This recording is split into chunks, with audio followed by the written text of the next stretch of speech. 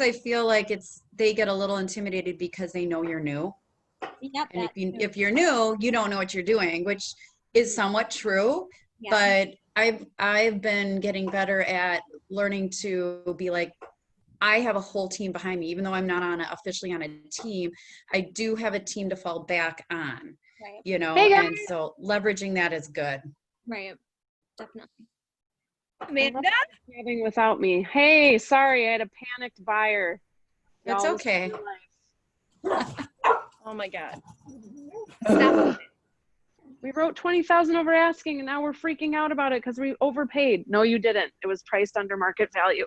Oh, geez. I know that sounds nuts, but that's what's happening. And as much as I set those expectations, as much as we talked about it, We just still got our can't. house and we asked 30 over because it was underpriced, but that's kind of what you have to do. And Well, that was probably the listing strategy to, Yeah. start a Right. bid war. they priced it to sell for sure. And, Right. In the location and the property size and the house size, it makes sense. Yeah. But we felt part of buyers the deal. too, so I know how your buyers because we're like, Yeah. oh, those other offers. Like, did we What were they? Did we overpay? Yeah. And then did your appraisal come in? And it came in perfectly aligned with what we offered, and then now we're over it now that we're in the house. But it was, I feel your buyer. I understand. Yeah. But Yeah. they'll get over it. Well, and that kind of nerve is what's happening right now. People are way more nervous, way more emotional, way more panicked Yeah. than ever before. Right. They can't control so much that this is what they can control. Yep. And they start to freak out. And there's so much proactive stuff that I do, and even then I still get panicked people. So Well, yeah. I have friends of mine that have just recently wanted to sell their house in Brookfield. It's a high-end home. They had done a lot of remodels, and the bank, after this last recent kitchen remodel, valued it at $925.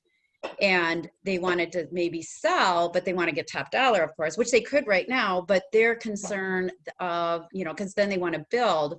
They're concerned about what's happening with the election and what's going to happen with home value. So now they're just like, we're just going to stay. We're just going to stay. Mm-hmm. That's same here too.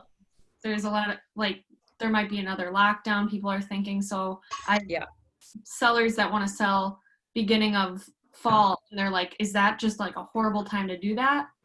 And I'm like, maybe not, because of the push already with the first lockdown, but then you never practice is in place now. It's like the first lockdown, there was so much unknown. No one really knew how to handle it. But now that there were processes put in place during the first lockdown, I would expect that those same processes would be put in place to be able to allow people to still run their business as needed.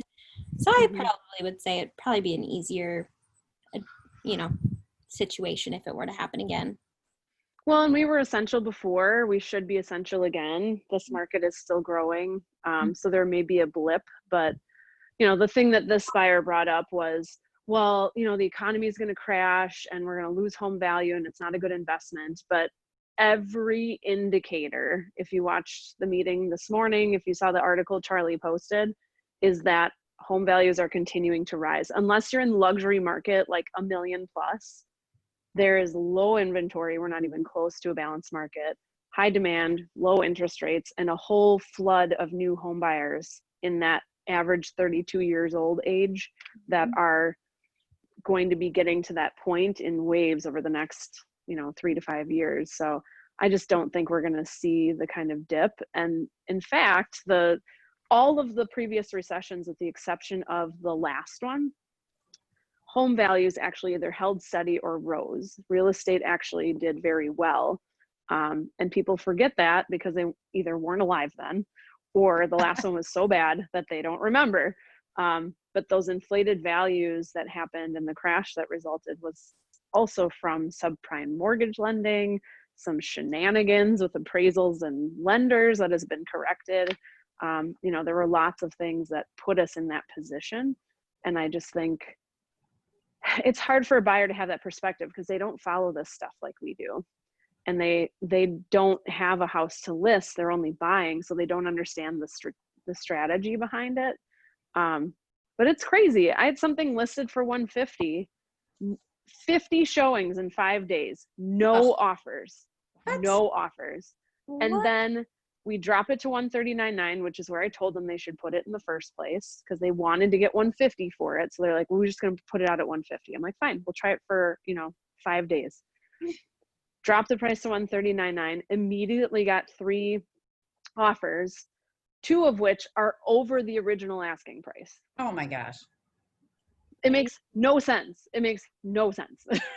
But that's what people are used to, right? Like they know they have to write 10, 15, 20 over asking. So if they see a price tag of 150, they think, well, this isn't worth 170 to me. Right. So I'm not going to make an offer. And it's like, no, you guys, that's not what we're doing. But nobody else is pricing a house at market value. So you have to price it under to get an offer where you want it to be. And it's crazy trust on your seller's part. And it's crazy trust on your buyer's part that what they're writing or what they're listing it for is going to result in where it should end up. And that's why the appraisal is so great. But the appraisal is like weeks away from accepted offer. And that's when a buyer starts to panic, especially if it happened fast. And then if the inspection and things come back, it's like a whole wave. And people are super emotional. You're working through the inspection and they're digging their heels in on like a couple of loose shingles on the top of the house. And you're like, honestly, that's like $100 to fix. What are we talking about here? Right. But for them, it's like the one thing they can control. And in the back of their minds, they are 20,000 in the hole. So anything they do, they're 20,000 in the hole. And that's just not the case, but they can't get past it. So then what do you do for like someone that has this house that they want to, they want 925 for, it's like, and they want to build. So it's like they may sell that fast, but they want that price. It's like, so with that, you list it at a lower price and then I hope for that bidding war. I would pull stats. If you were in the meeting this morning, numbers win. So if you can pull stats specific to that price range, because you can't go off of your feeling or the general market, you've got to be more specific. So if you can pull stats on the price range they're in the area they're in, and looking at, really looking at your comparables. Do they have this, updated kitchens or bathrooms? What is their dollar per square foot? Compare them in a couple of different ways and really have some good stats, because you're going to have to defend that price to an appraiser anyway. So you may as well have that stuff available and saved. But that will tell the story for you, because ultimately it's not what you feel about the market, it's what the market's doing. So if you can show an upward trend or a downward trend or a low inventory percentage and how that's resulted in sales, that's going to tell your story. So you shouldn't have to like go off of, what you think might happen. You should be able to look at those numbers and they should tell us where we're headed. In terms of the seasonality of things, election years, the fall. So general years, the fall, September, October is usually pretty good. We get a little bump. It's kind of a second spring.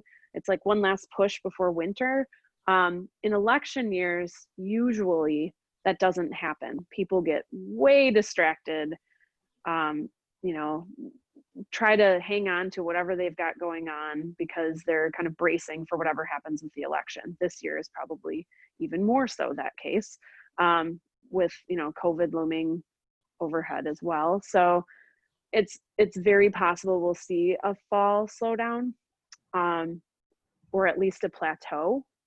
But the weird thing is, like Charlie showed this morning, we are lower inventory right now that we haven't recovered from COVID, but there are higher sales. Like there's more under contract and the prices are going up. So it's like the demand is just pushing us forward. And I don't know if we'll see that much of a slowdown. I saw a little blip after 4th of July in condos, which unfortunately was when I listed 2 of them. And we had like a 2-week kind of dip. And it's come back since then. And so we may see something like that, but I don't know if it's going to be as extended as months. rather than weeks. But another thing you can do is, if you have some good resources of agents who have sold similar homes in the area or have similar homes listed, is to just call and ask them if they have a moment, if they don't mind chatting, that you're curious about how the activity's been on their listing. And you can even say, like, especially if they have an accepted offer, you could say, oh, we'll have something coming up. So if there was anybody who missed out on yours, do you have anyone who didn't have their offer accepted or whatever? That's helping each other out regardless of, brokerage, or if you're competition with each other, is like, hey, if you've got buyers and you want to sell them something, I might have something for you.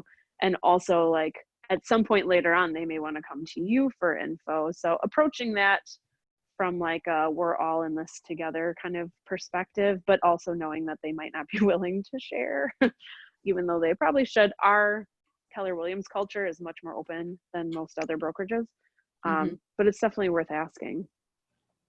Yeah, I mean, I think with that particular listing being kind of borderline luxury, or at least higher end, it's super important to understand what's happening in that specific pocket of the market, because it does behave differently than, the 350 and under, or even the 500 and under, which has been really consistently similar to each other. It's that over 600, over 700, over $1 million that behaves differently. Well, and plus the other part is, like, they want to build, so where are they going to live in between? Then it's going to be like temporary housing. They're just going to rent somewhere. There's a lot of, school year starting, they have 4 kids. It's just a lot of pieces, a shell game. Well, the other option potentially is to see if they'd be open to a single party listing. See if you know of anybody who's looking for a home like that, if you talk to agents. And if there is, you might be able to get some more flexibility out of that buyer, because they are glad to not be in competition, or maybe because it's something new that's not on the market. They might be more flexible to give some occupancy past closing date to the sellers, or they may be okay with a little bit later closing date. But yeah, ultimately you've got to look at it from their perspective, right? So same thing with my cold feet buyers. Like, ultimately they're freaked out. So me giving them stats and telling them that this is how the market is doesn't really calm their nerves a whole lot. I need to say it so they understand where I'm coming from, and I'm not trying to like bamboozle them, but also they need to feel like I'm on their team. I'm here to support them. I see the big picture of their life and their financial situation and where they want to go. And ultimately, if it's just not going to work for them, okay, well, let's figure out our next steps. So ultimately, if your folks are like, we need a place to school 4 children at home, and, getting a rental ultimately is going to mean a smaller space, probably. And maybe it isn't the best time for them. So maybe you look at, how can we prepare for February and try to hit the market in the spring? And in the meantime, do they have to sell to build? I think they had a concern about jumbo loan availability too, for the building. So I think helping them get some more details about the financing side of things would be really good, so they have a very clear picture of, maybe they could start building while they own this place. Maybe that could work. Or maybe it doesn't, and then they know what their budget is for a rental. But the more information you can help them figure out, the more valuable you are to the process. The more you're obviously on their team and there to help them, and the more informed decisions they can make, so that when things start rolling, they don't have that moment of, those moments of panic or that remorse, or worse, they try to pull the plug on everything in the middle of it.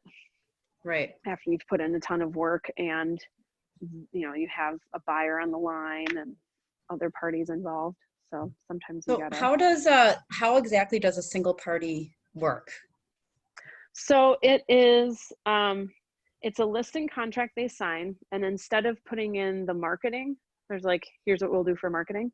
You just put in no marketing. This is a single party listing for, and you put in the full names of the buyers. You can do a single party listing for more than one party. It's kind of a misnomer. Generally it's just one party, but sometimes you could have like two or something. You set the time frame for that, which you know, it's good to set those expectations with the buyers or with the buyer's agent, depending on how you have that figured out, to say like, we need to know if you're gonna make an offer or not within the next 3 days or a week or whatever you want to give them. But you don't want to be hanging around in perpetuity trying to decide if you're going to go live on the market or not. You could say like, okay, we're done waiting, we're going to list it now. But it's good to just get that information in advance. This is all handled behind the scenes, you know, agent to agent, kind of talking amongst each other. Yep. And you have to be careful, because a single party is not something you advertise. It's not something you put a sign in the yard for. It's not something you can put it on MLS once it closes if you want to have that record of it. And you can just say like, this is for comparable, you know, reasons, because an appraiser may use that later. It's a little tricky because you don't want to just be like out on Facebook in front of everybody like, hey, anybody want to do a single party exclusive off market pocket listing? Like, that's not a good idea. I see that all the time, and I'm like, what is that? Yeah. Be really careful with your language with that. Pocket listing, not a good word. Yeah, it's like hidden MLS secret. MLS wants listings on MLS, and we shouldn't be advertising anything that's not under contract and in MLS, whether it's delayed status or active. So if you're, you know, you could do an MLS 6 where it's, or I guess, what do they call it now? I can't remember the name of it. It used to be MLS 6. It's like off market, but it's listed. You can't put advertising out there, but it's for sale, and you can tell other agents, and it's under contract, and you can show it, but it's not on MLS. So it's oftentimes that gets used for luxury properties where people don't want photos online. They'd rather it be word of mouth. It's a lot more footwork on your part to like find buyers for it. But there is a chart in MLS if you search for the, what the heck is it called? I can't think of it. Sorry, I didn't prepare for this conversation. I prepared for a totally different one. I'm just like throwing things at you. That's okay. But it's, yeah, there's a list in MLS. So if you're ever looking for something, you might find that list, that something on that list would work for you. And that's not a single party. It's an off-market listing. Gosh, why can't I think of the name? But basically that is another route you could go.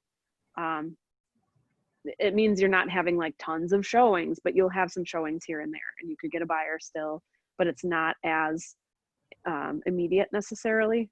So if they're like, oh, we kind of want to test the waters, it's not as effective as a live listing because you can't market it. Right. But if they're like, oh, we just want to see if you know anybody who has a buyer, maybe we can make this work. We thankfully have a lot of market share as a brokerage. So between all of our offices, there's probably somebody who has a buyer. Right. So that you could be another you can route. send messages internally, you know, within our market centers. Yeah. So you have some other options and some things that you could try with them. So getting creative sometimes can be a nice alternative for them, where they're like, oh, we could like try it out. You know, even if you can find somebody who's interested to do a single party, if nothing else, there's real value in that feedback you get, right? Like, to that buyer, is the house worth this much? How did they feel about the kitchen? Did they like the way we had it set up? Whatever feedback you can get could, if nothing else, be really helpful when they do decide to list. Right, right. I would say that even having another agent that maybe sells a lot of those types of properties, having them, you know, another Keller Williams agent come with you and show that house, almost like, you know, what do you think? You know, you had buyers that just bought something right here in this area for this much. What do you think? And if they listed at this? Yeah. Yeah. Yeah. Okay. So there's a few different routes you can go with that. Yeah. Cool. Well, this all started much later than I had hoped. And we've got about a half hour left. What I wanted to talk about was accountability to your co-broke. I think this kind of ties into this conversation a little bit of, you know, having clients who are either having remorse, are panicking, are digging their heels in about silly things, are having regrets or are looking to you for advice, a big piece of this puzzle is how you work with the other agent in the transaction, right? Because it's agent to agent, it's not buyer to seller direct, and it's not agent to other side seller or other side buyer. It's, agent to agent. And something I'm finding more common lately, especially when things get tense, is that it's easy for an agent to fold and just straight up forward a message they got from their client. And that makes me crazy. Why are we even here if all we're doing is passing a text message along that is directly from the client, right? Like, what's our purpose? So in my opinion, and if you talk to Andy and many other agents, they have really made art of this, but we are the filter, the translator, the buffer.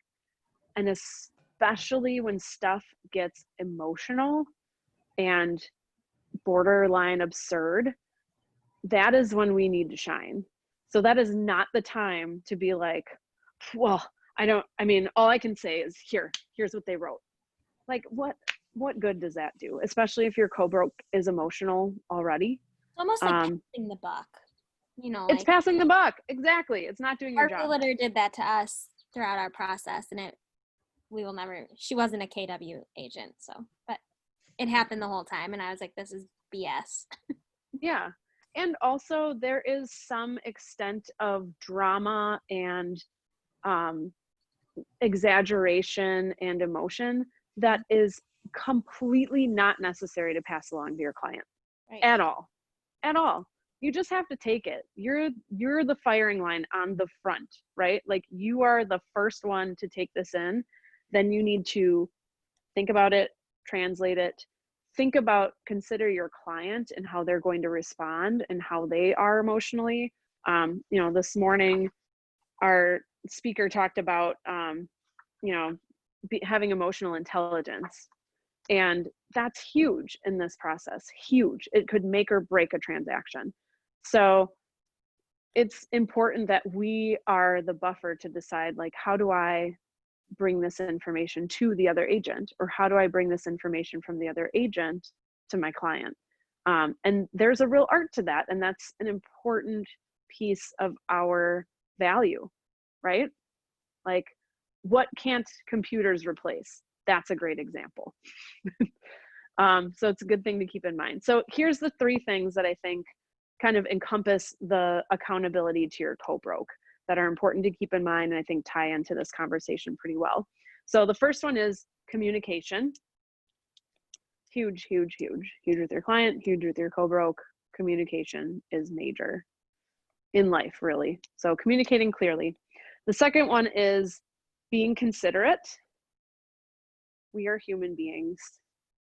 It is really important to understand somebody else's perspective and where they're coming from and what they're dealing with. So being considerate and being professional, which, if you've been in the market at all, you know that there is quite a spectrum when it comes to professionalism in this business. So communicate clearly, be considerate, and be professional. So the things that fall under that, communicating clearly. So one of my biggest peeves is when I have a listing and an agent emails me an offer, and that is all I hear from them. They have not called me or texted me ahead of time. They have not expressed interest in writing an offer. They didn't communicate with me in another form to say they sent an offer and would like me to confirm receipt. I just get a rando email in my inbox that is flooded regularly throughout the day. The amount of email I get is insane. There's no way I'm going to catch that unless I know it's coming, if it's time sensitive, which usually offers are, right? So that's a big one. Also, please call. Please call. When you're negotiating, you should always call.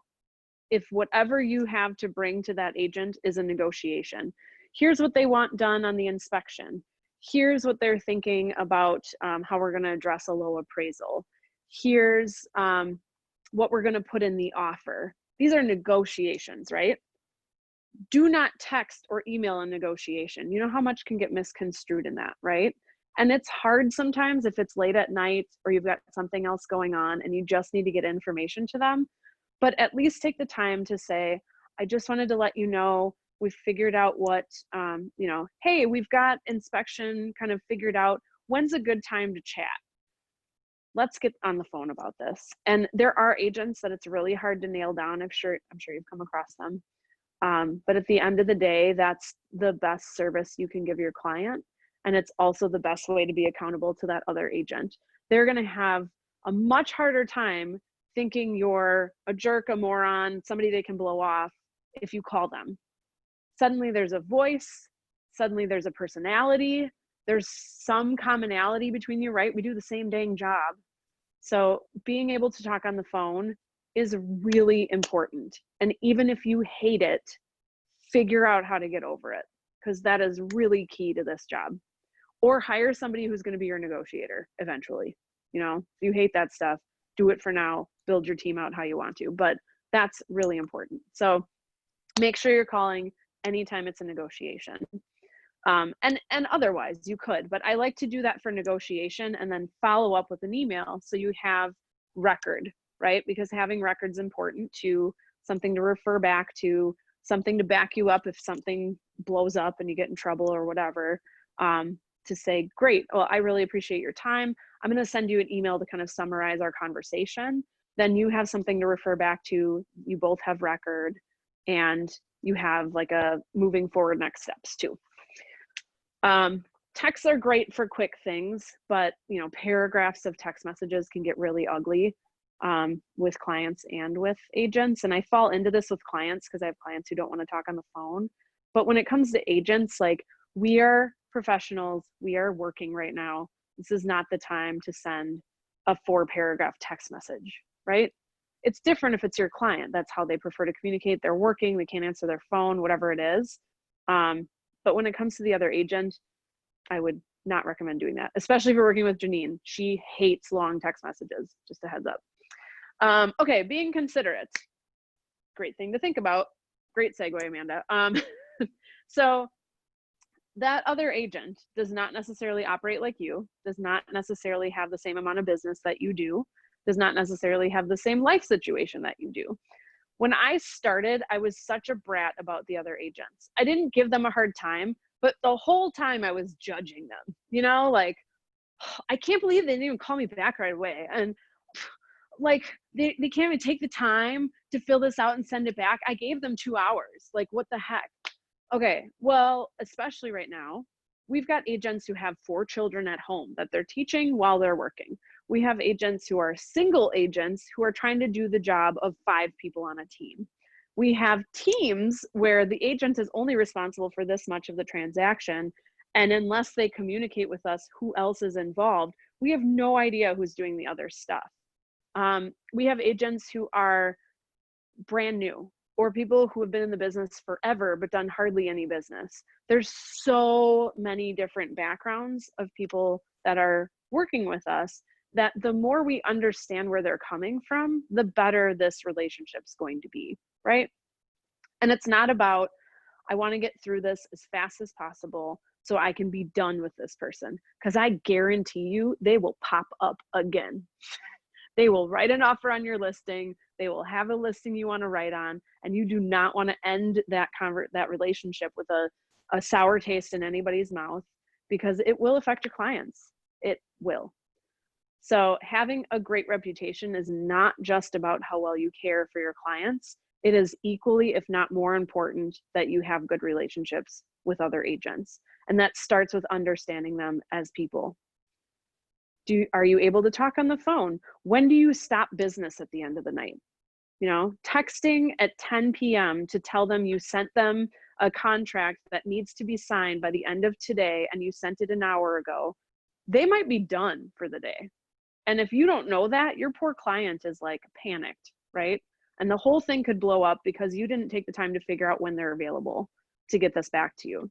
So being considerate of what the other agent has going on, when can they get details back to you? You know, do they have 100 showings today? Well, if you're trying to negotiate inspection and it's the last day of the contingency and you send over an amendment that they have to have signed by 6 p.m., but they're out of office for 5 hours, that's probably not going to happen. So it's not about giving them a bunch of excuses why you can't do stuff or, you know, getting their excuses, but it's to be realistic about the timeline. Okay, we've got, you know, I realize we're getting down to the wire. I'm going to be proactive here. You know, that's one of my favorite words. I'm going to be proactive. We have a couple of days left in the contingency. You know, if I get something to you by tomorrow, is it realistic to get the seller to sign tomorrow? Also something to consider with people who are either quarantined or have traveled somewhere where they're staying, if you've got like a time zone difference, those sorts of things, it's really good to keep that perspective. It's going to better serve your clients if you know you're going to send something over and it will be signed in a timely manner, and you kind of understand what the other side's doing instead of being like, I don't know what's taking them so long. You know, that doesn't help anybody.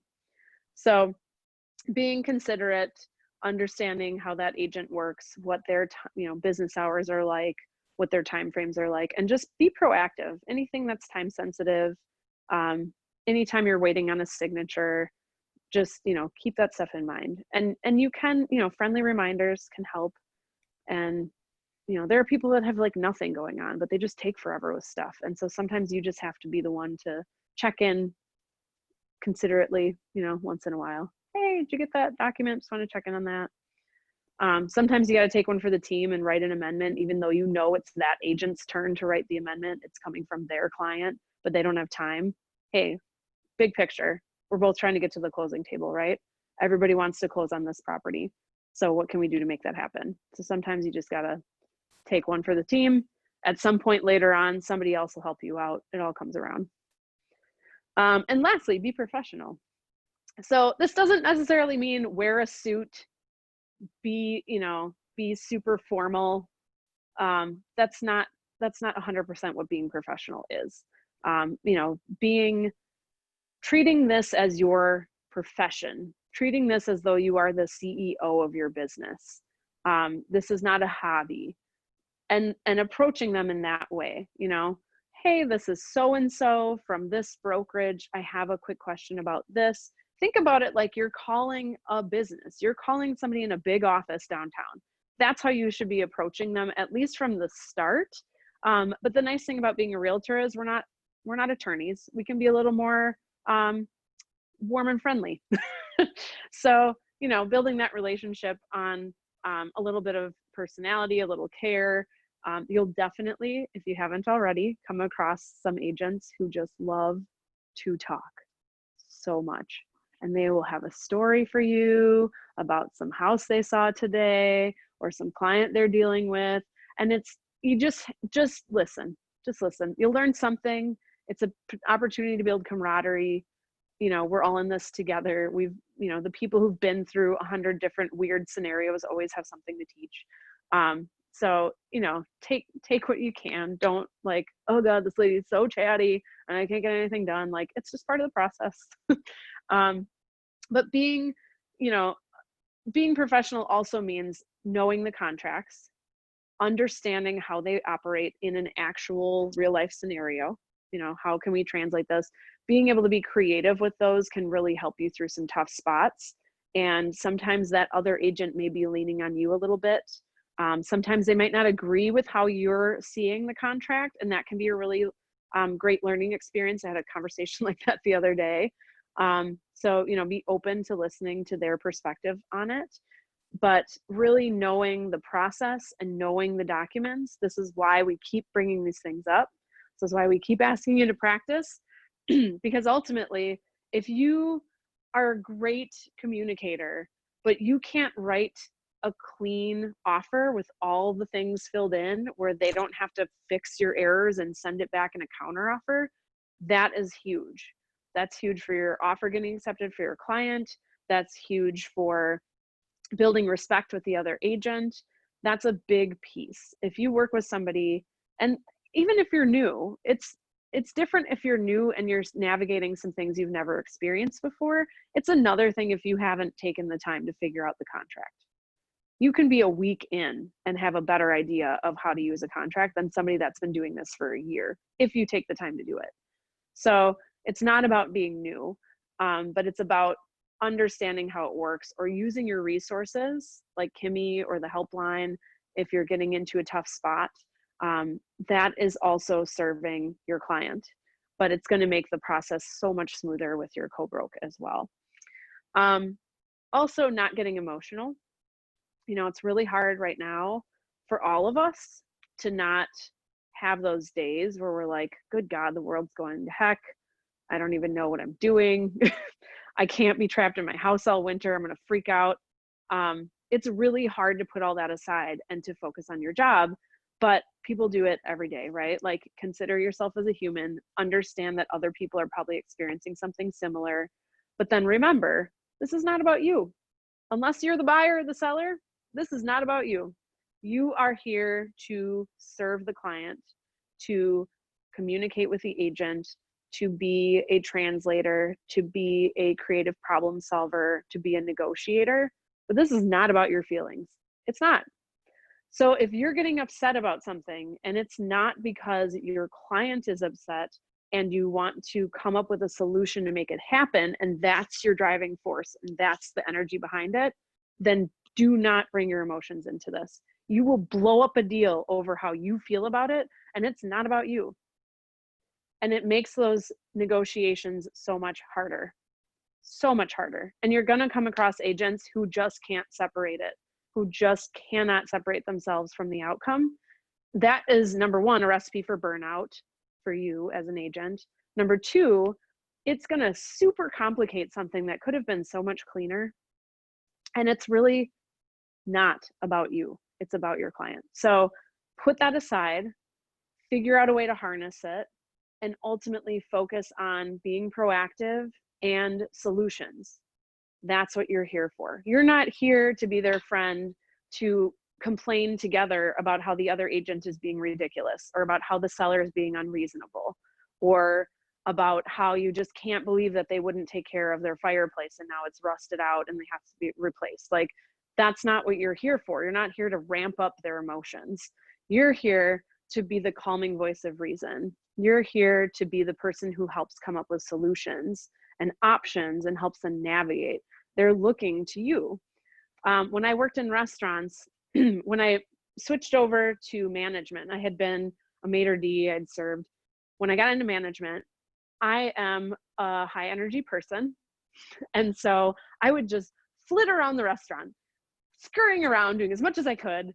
And one day I had somebody come in from our corporate office who pulled me aside, and this was in fine dining. So the atmosphere is, you know, like, think of like velvet or like a really nice sparkling wine. Like, it should be like smooth and enjoyable and inviting and not panicked. And she pulled me aside and said, when something's going wrong, who do you think the staff looks to determine whether they should panic or keep working? Who do you think it is? It's the manager. Yeah. Who do you think your clients look to when stuff is going down? It's you. So if things are going bad, if things are getting weird, if some kind of challenge comes up, if I was in the restaurant panicking because there was a fire in the kitchen, how do you think my guests are going to feel? How do you think my staff is going to feel? It's going to domino effect. Everybody's going to freak out, right? Like, it's going to make a bad experience for everybody because I couldn't figure out how to handle that. So I learned from that no matter what's going on, there's a certain level of calm, in control, ready to solve the problem and not pass that along to my people, right? I learned that in restaurants, and I absolutely apply that today. When it comes down to it, no matter what is going on, a lot of it is just emotional stuff that has nothing to do with the transaction. When it comes down to it, when you look at it broad view, bird's eye view, does that little blip about somebody having a fit over that roof shingle, is that really worth blowing up the whole deal? And is it necessary to make it a big deal, right? Is there another way we can fix this and get through it? So, so much of the things that are happening are within the bubble of the transaction. By the time you close, it may just be a little blip on the radar, right? Not a big deal, something that we had to get past, but you're really the guide. You're the one they're looking to get them through that. And because you're that person, you sometimes need to be that person for the other agent too. But at least then you're in charge, right? You're taking control of the situation. We're going to get through this. What else can we figure out? Ultimately, you're also serving that agent, and you bet they'll be indebted to you later. It doesn't mean they're going to give you some special treatment, but they're going to remember that being a great experience, and they're going to want to work with you again. It builds trust. It builds respect. It sets an example. So there's all kinds of good things that come from not pouring your own emotion into the situation. And it doesn't mean there aren't going to be times when you're upset or sad or excited, but it's really important to kind of keep tabs on that, because you should stay within that kind of even tone for the sake of your client and the other agent. It's just a better way to approach things. If you're very solid, they will appreciate that too. So it's hard to do, but it's really important. And ultimately just reminding each other that we have the same goal. We're representing our clients, and we have to do that in the best way possible, but also we're all trying to head to that closing table. How can we get there where everyone feels good about it as best as possible?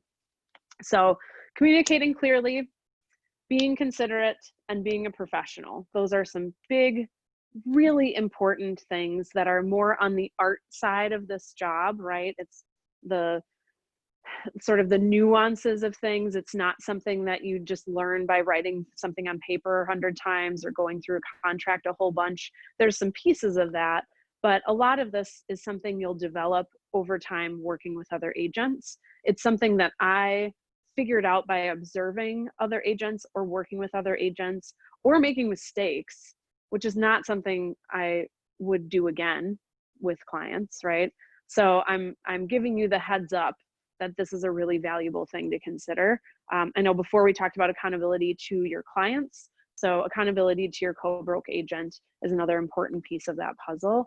And when things are getting really heated, when your buyer is having buyer's remorse or panicking, I just talked to my client. I'm not going to call the co-broke right now and say, they went out, it's bad, they're really freaked out. We need to let's see. I've only talked to one of the couple. I want to see how the other one is feeling. I want to share some comparables with them. I want to talk more about where their concerns lie and where their financial issues are. And then we can look at it big picture and decide how to approach the other side. But I'm not just going to throw an emotional bone their way just to blow something up on their end when I don't really have a solution or an exact what we're trying to do. It's just an emotional hot potato, right? That doesn't help anybody. So there's ways that you can take a moment and sort of reset yourself and figure out what the real issue is and then address it. And that's going to better serve your clients. It's going to better serve the co-broke, and it's going to help build a great reputation for you and ultimately get you into some really good habits that keep you from being on that emotional roller coaster as the extremes of your clients and co-broke sometimes. And it'll help preserve you, because you'll burn out if you ride that roller coaster 100% with them all the time. You're going to make yourself crazy. So it's good for everybody. So any questions about that or thoughts? I don't have a question about that, but kind of a follow-up maybe for next week is not just being the kind of the nuances and stuff like the expectations. When you are in the midst of my personal experience with this this listing I did on a duplex that was really crazy, and I got an offer in late that night. It was the only offer that came in, but my seller wanted me to let him know, and when an offer came in, upon offer, let him know. So I sent messages, this and that. I didn't hear from anyone else. I didn't go any other offers that came in that night. Nothing came in that morning, and I finally talked to my seller, and the offer had finding acceptance by noon the next day. So we were on a tight timeline. And he wanted to take it, period. Even though I advised him we could wait on it, we'll probably get more offers. He just wanted to move on. So while I was in the midst of, accepting the offer and stuff like that, of course, my phone is blowing up. And then I had an agent that was quite upset that I hadn't reached out to let him know that I had got an offer. And all that kind of stuff. But I'm like, how are you supposed to do all that when it's late at night and it's a tight response? And what is our responsibility back to like everyone else that might have had an interest, Yeah, it's really tough right now because of how fast things happen. That's where the proactive comes in. I think putting something out there, either talking to your client about how they want to approach offers, and explicitly putting that into MLS to say offers will be reviewed as received. So then agents who have an interested buyer know, like, if we want to make this happen, we're going to have to tell you. You can send out a message through showing time to everybody who showed the property that just says, we have an offer on the table. If you want to have an opportunity, we need it by, 10:30. And it's not going to give them much of a timeline, but at least they got an FYI. We don't have to tell them that. If they ask, we have to respond honestly, but we don't have to reach out to those agents. It's better for a client to try to get as many offers as possible. But if the client's like, I like this offer, I'm taking this offer, I don't really care what anybody else wants to do, then that's what you do. I'm following through on my client's wishes. If they had a person who was really interested, they should have called you. Yeah, I didn't get a call until like maybe we were in the midst of accepting the offer and all that kind of stuff. And then I kind of got the guilt trip and the angry texts. I feel like my buyers didn't get a chance. And I'm like, if you really wanted it, you should know better. But then I started to feel like I did something wrong because I'm new. I'm like, did I do something wrong? I mean, I don't know. That's somebody putting their own emotions into this, right? That agent is probably really frustrated. They've probably seen more than one property that they missed out on. They didn't move fast enough, or they told their client they couldn't go yesterday. And so it's their fault that they didn't get in soon enough. That's a whole lot of their own emotional baggage being dumped on you. And it sucks, but honestly, if you're a great buyer's agent in this market, if your client likes a house, even before you go see it, call the dang agent and find out if they have an offer. Listing agents are juggling tons of phone calls and texts and emails. I mean, if they have one listing, imagine if they have 5. I don't have everyone in the world contacting my phone. These are just random numbers coming in from everywhere. And it's like, my first priority was to talk to my seller. He's my client. I have to do what he wants. Yep. And that's ultimately it.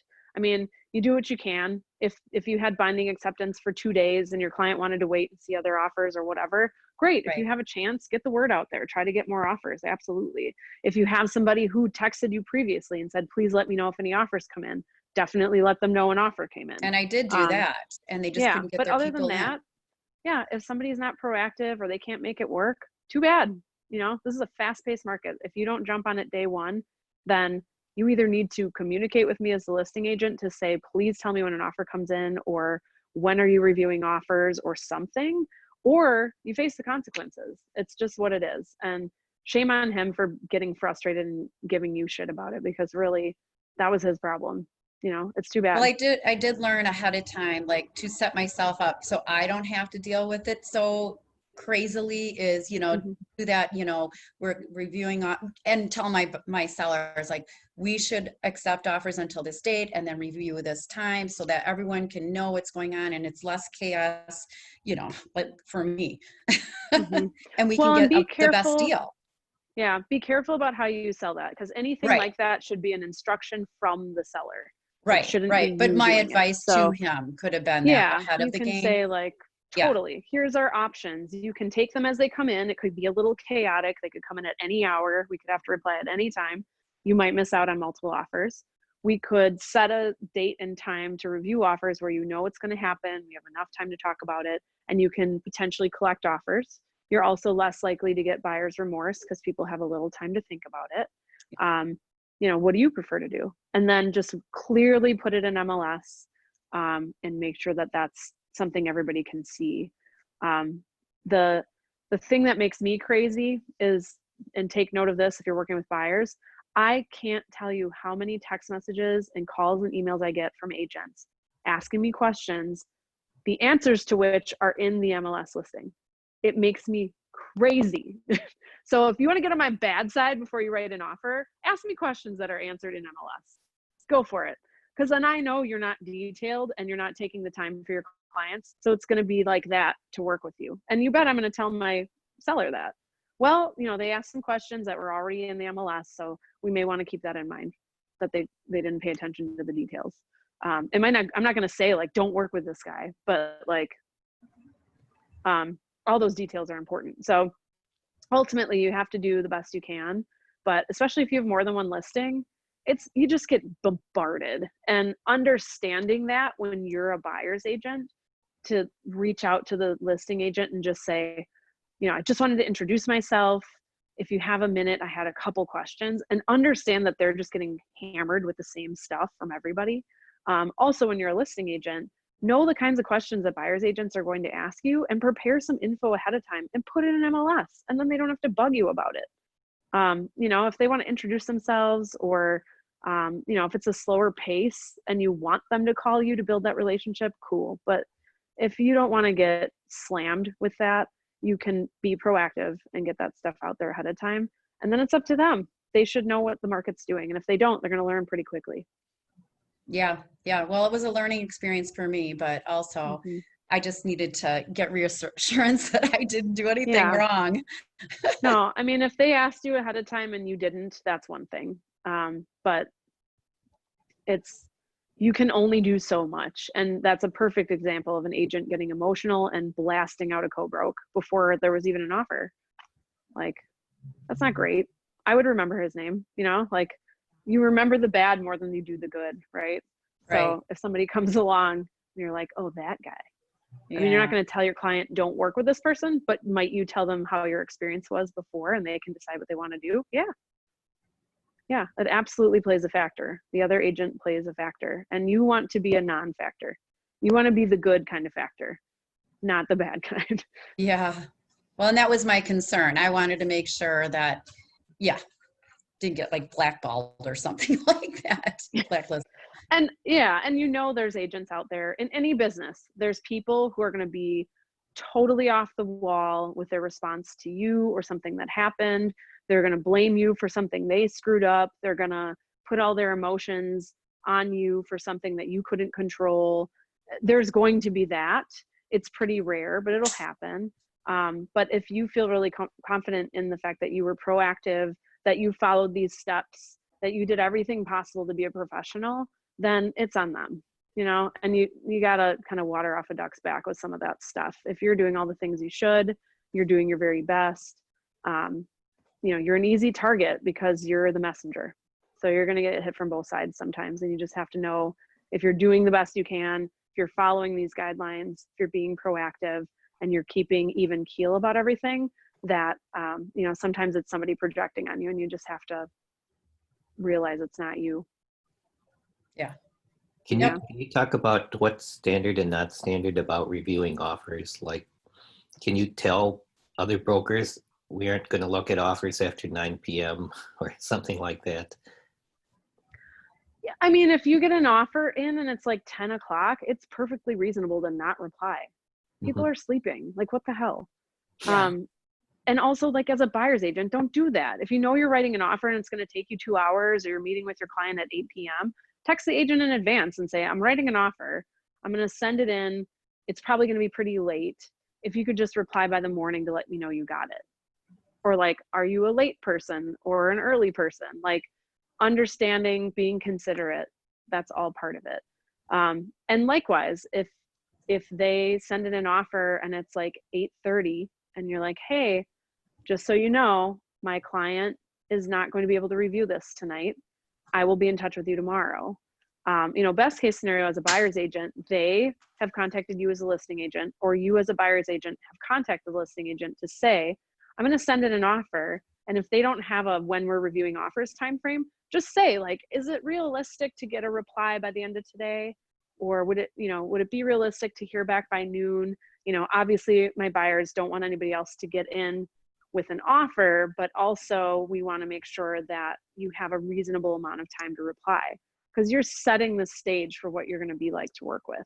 Mhm. And that certainly can play a role in whether your offer is accepted or not. So just setting expectations as much as you can in advance, whether it's an MLS or in a conversation or a text. People get mad when they get caught off guard, when things happen that they don't expect. That's when people get mad. That's helpful. Cool. All right. Well, you. we're past time, but thanks for all hanging in here with me, guys. I'm sorry for such the late start. That was definitely a conversation I couldn't delay or cut off. No. But so I got offers to that Adler property that I am going to review, but I got several pretty late in the week, so I didn't have time to look over all of them before today. So we're going to touch on those next week. I'm going to look at all of them as a whole and kind of pull some things out. I won't single people out by name, but I'm going to pull some things out that were in those offers to address, just to kind of revisit. But don't forget, we've got a great library of videos. They're organized now by category, and if you have not practiced writing an offer, you better get in there, schedule a time, watch. I did 2 videos on an offer writing, and Kimmy has one in there, and go through those and fill out an offer, schedule a time with the helpline, and bring that offer to the helpline and go through it with Andy, and be ready, be professional, know your craft. This is the time to do that stuff while you have time. You can do the other things to try to get clients, but you're good for nothing if you can't write a contract for them. That's going to stick. So make sure you're taking the time to do that. You can still set up accountability calls with me. Send me a text if you want to do that. And we'll talk more about offers next week. Sound good? Yep. Thank you. Awesome. Thanks for coming, everybody. Have a great week. Thanks. You too. Bye. Thank you.